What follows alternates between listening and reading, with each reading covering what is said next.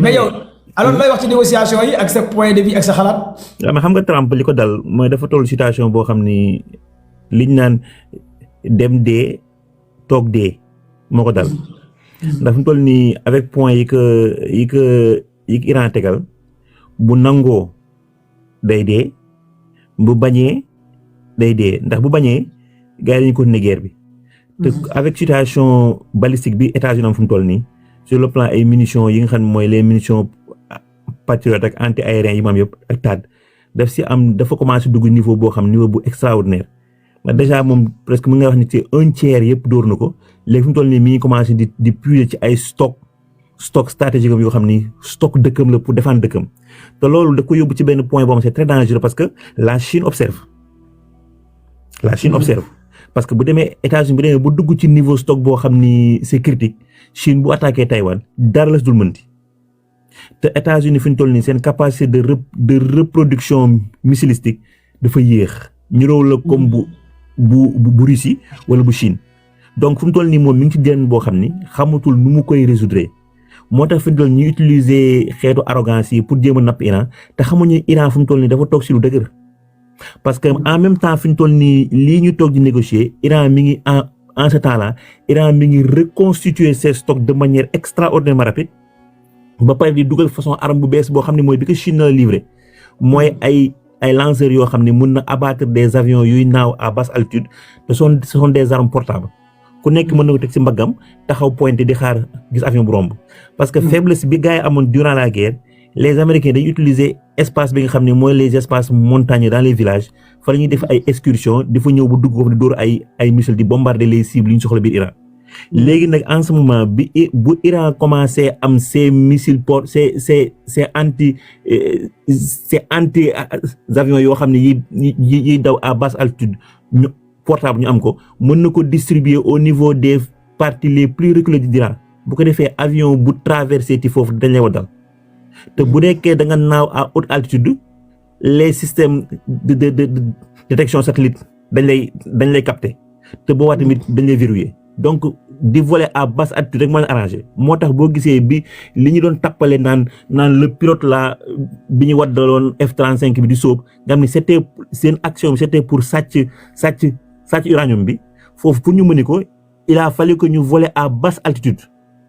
donc boobu rek moo nekkoon la seule possibilité pour ñu mën di pénétrer le territoire iranien facilement sans être détecté mais avec ces nouveaux lance-missiles yi ko Chine jox boobu possibilité c'est fini donc trou bi fenêtre bi ñu créé woon pour négocier di tappale parce que ñoom seen intention nekkuloon pour dëgg pour am solution mais c'était pour reconstituer leur stock ñoom it mais malheureusement Iran joué na carte boo xam ni moom il est en train de reconstituer ses stocks de manière plus rapide ba pare les Américains jotoon nañ bombarder yenn entrées yi nga xam ni foofu la moo nekkoon buntu tunnel yi nga xam ni fa lañ doon génnee seen lanceur mobile yi Iran utilisé na cette fenêtre là di réparer waat rapidement les ouvertures de ces bunkers là de ces tunnels donc États-Unis fi ñu toll nii liñ naan chaque action bu mu def rek Iran a déjà prévu ces actions te États-Unis actuellement mi ngi dem vers sa perte mën na durer ces 5 ans là ces 10 ans mais États-Unis day dem direct vers une guerre civile parce que toutes les leviers yi mu amoon pour dominer le monde mën a nappaaje le monde actuellement yooyu yëpp sauté na ndax États-Unis seen politique bi ñu amoon avec le président Truman c'était la politique de containment ndax dafa ñëwoon lebal européens yi xot leen sur le plan économique di leen contrôler créer les institutions de Bretton Woods pour contrôler àdduna bi contenir toutes les économies émergentes dem créer l'OTAN pour contenir l'Union soviétique mooy la Russie léegi nag actuellement tous les verrous sont en train de sauter léegi une puissance boo xam ne cette était battue sur l'arrogance ak si imposer yeneen pays du monde yow boo ñëwee ba tous ces verrous là sautent mais comment tu vas résister doy na waar de te lii mu wax encore dafay tëj géej bi mais c'est impossible parce que bokkul ak Venezuela ndax bu tëjee géej bi distance bi mu ko mënee tëj il y a la capacité de l'Iran am nañ ay vedettes rapides yoo xam ni mën nañ ñëw di fekk les bateaux américains di leen bombarder te puis nañ xam ni que l'Iran dafa li yëpp sóoroon na ko moo tax mu créé ay petits sous-marins yoo xam ne bële kenn déggu leen ñoom ñëpp ñoo ngi si biir géej au fond de la mer taxaw di xaar leen si seen heure jot ñoom seen heure jotagul américains yi wax nañ ils ont détruit la flotte iranienne mais iraniens yi sóoroon nañ lii blocus bi ba léegi seen sous-marin toog di xaar te ils ont des torpilles yoo xam ne hyper vélox yoo xam ne bis bu américains yi tegee foofu seen bateau de blocus dañ leen di détruire foofu dañ causer des pertes énormes aux États-Unis te day sóob sax li mu wax ni que à partir de mardi mu tëj Trump ñaata yoon la wax ñaata yoon la wanaat waxam il n'a aucun levier fu mu toll nii amatul benn levier parce que Iran dafa muus Iran xamoon na ni tôt ou tard depuis plus de 40 ans xamoon na ni que États-Unis tôt ou tard dina attaqué mu xam ni bu bëggee utiliser une puissance pour contre les États-Unis amu ko Iran dem développer sa capacité de guerre asymétrique teg ay levier am bu nekk mu defal ko di xaar fi ñu toll nii mi ngi téye levier détroit d'Ormuz mais détroit de Bab el-Mandeb moo gën a graaw. waay te boobu mi ngi xaar bu levier bee bu commencé yox mu tëj bee te boobu encore et puis levier bu mu utiliser contre Trump mooy Iran dafay asphyxier le monde te l'économie américaine c'est une économie de marché c'est le capitalisme bis bu asphyxier l'économie mondiale par force l'économie américaine da siy jóoru mënu si dara te les Américains ils ont besoin de 20 millions de barils de pétrole par jour moom mi ngi wax ne soxla ko day tappale parce que ils n'en produisent que 12 millions de barils par jour léegi les 8 millions de barils par jour par force dañ ko jënd à l'extérieur mais bu la baril de pétrole yéegee combien de milliards la États-Unis di perte par jour bëri na te sur le plan économique actuellement li ñu naan la dette américaine est en train de chuter d'une manière extraordinaire tous les pays détenus la dette américaine ñoo ngi commencé débarrassé wu ndànk-ndànk sur de la dette américaine donc Iran fi mu téye fii même bu dul woon ñu sànnante ay bombes sur le plan économique mi ngi étrangler les États-Unis parce que c'est une économie de marché te lépp ngi taxaw te bu continuer nii les pays européens dañu am une crise boo xam ni dañu am récession te États-Unis fi mu toll nii bu demee récession les taux d'intérêt fi mu toll nii déjà sont élevés te bu demee récession ils sont obligés de maintenir les taux wala ñu yëkkati ko te boobaa dina am benn inflation boo xam ne extraordinaire bu am États-Unis te boobu bu amee c'est le soulèvement de l'inflation américaine te loolu mën na yóbbu États-Unis vers la guerre civile donc iraniens yi fi ñu laal c'est extraordinaire ñoom léegi le seul rôle bi ñu am mooy leur capacité de résister leur souffrance daañu souffrir nag daañu leen bombarder daañu leen rey daañu détruire seen infrastructure mais bu ñu amee la capacité de résister ils vont détruire l'empire américain.